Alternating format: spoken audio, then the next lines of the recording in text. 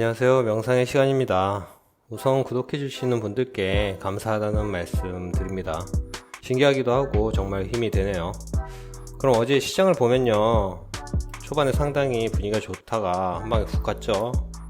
그 이유는 파월이 어제 가장 중요한 인터뷰 형식의 연설을 했습니다.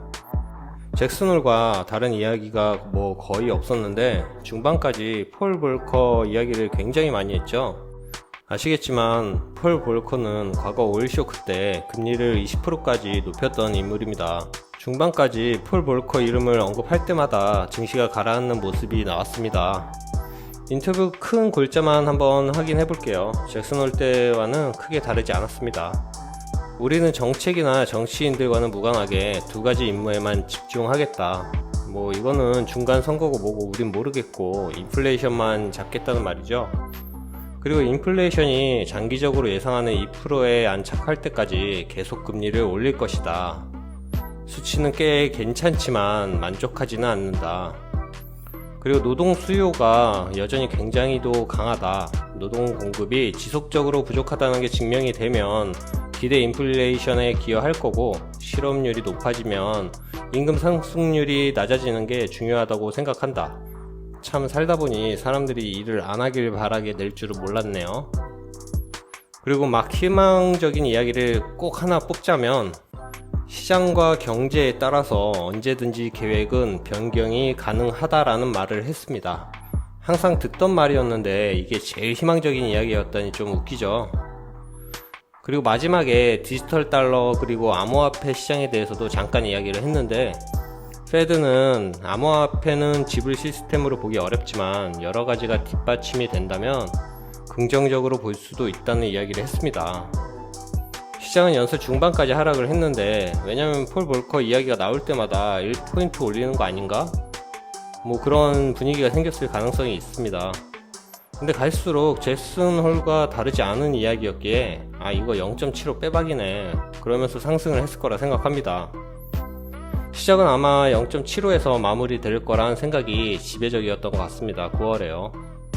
그리고 어제도 그랬듯이 많이 떨어졌으니 안 샀는데 이거 오르면 어쩌나 하는 분위기도 있었을 거예요. 유가는 어제 연설 동안에는 오르다가 아침이 되면서 안정이 된 상태고요. 그런데 유럽이 금리를 0.75 올렸죠. 캐나다도 0.75 올렸고요. 유로존이 금리를 0에서 0.75로 올렸는데 유로 가치가 오르지 않았어요. 그만큼 달러가 강세라는 이야기입니다. 원달러 환율은 1384원을 지지 중이고요. 금리 예상은 86%가 거의 모두가 0.75를 생각하고 있다고 보시면 됩니다. 많이 훅 올라갔죠. 어제도 말씀드렸듯이 9월은 0.75가 거의 확실합니다.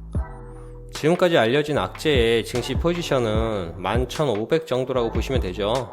여기에서 크게 플러스 마이너스 10% 정도 될 것 같습니다. 잠깐 제 포지션도 이야기를 드리자면, 구독자분들이 조금씩 늘 때마다 말씀을 드리겠지만 전 그냥 보통의 다른 분들처럼 투자를 하는 사람입니다. 어느 분에겐 큰 돈이지만 또 다른 분에겐 적은 돈이죠. 전 평생 해야 하는 투자, 누구처럼 무리하게 몰빵으로 어느 기업에 3배 레버리지, 코인 선물, 옵션 그런 거 투자하지 않고요. 최대한 안전하게 하려고 하고 있습니다. 그게 보통의 투자를 하시는 대부분 분들의 모습일 거예요. 그래서 제 포지션은 이렇다 말씀드리고요.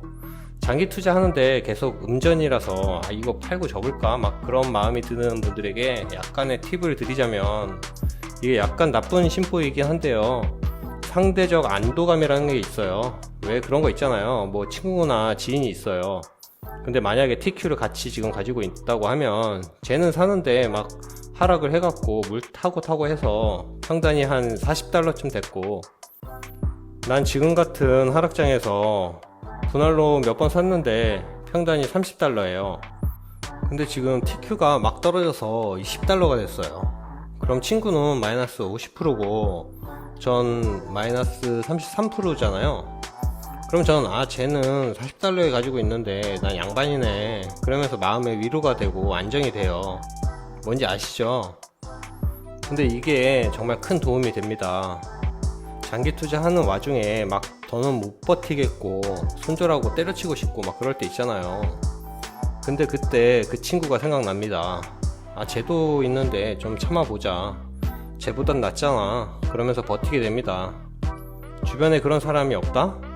그럼 유튜버 분들 많이 계시잖아요. 손해 많이 보고 계신 분들, 장기 투자 하시는 분들은 그런 분들을 약간 이용해야죠. 언젠간 뭐 여러분이 저를 이용할 수도 있습니다. 장기 투자는 힘듭니다. 우린 워런 버핏 같은 사람이 아니니까요. 그래도 평생 해야 할 투자 이렇게 같이 위로하고 위안받고 그러면 좋겠네요. 그래도 다행히 어제는 또 올랐네요. 새로 들어오신 분들이나 또 얼마 전에 들어오신 분들은 뭐 괜찮으실 거고, 또 예전부터 가지고 있으신 분들은 좀 아직 마음이 힘드실 텐데 같이 버티면은 분명히 올라오는 날이 있으니까 좀 버티시면 좋겠고요. 그럼 모두 부자 되셔서 경제적 자유 함께 이루시길 바라며 영상 마무리하겠습니다.